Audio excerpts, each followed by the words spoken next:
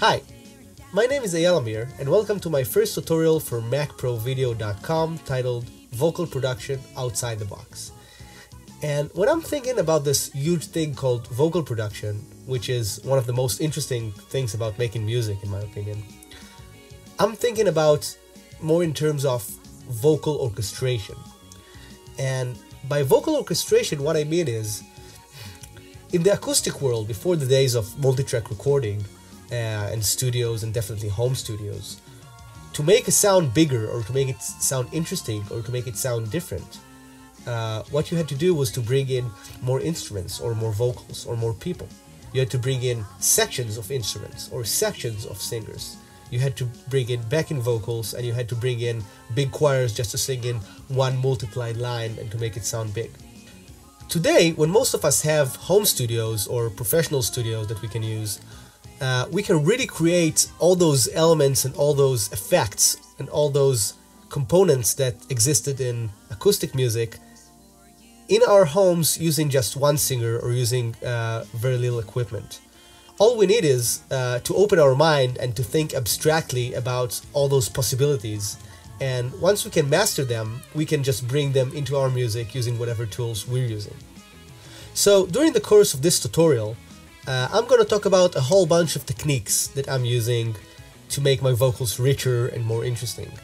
I'm going to talk about double tracking. I'm going to talk about splitting vocals into different sections and making them different in different parts of the song. I'm going to talk a lot about backing vocals, about bigger chords, voicings.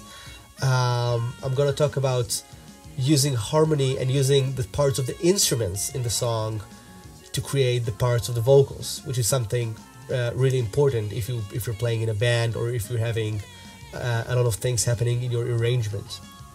Some of the techniques I'm going to talk about are going to be mentioning music theory, some harmony and some counterpoint. And even though this is not going to be a formal classical or jazz theory lesson, what's important for me is that you take all those ideas and elements that come from my music or from my methods of speaking about music into your own style and your own aesthetics. And once you master those tools, there's no limit to what you can do and what you can achieve with vocals. I've just recorded a new song I wrote called Latin Dream. And that song was really fun and interesting to do for me because, first of all, it was a really complex song with a lot of changes into it. But also, I used just one singer to express a lot of vocal arrangement ideas. And I used her to express the backing vocals and the double trackings and to make different changes throughout the song.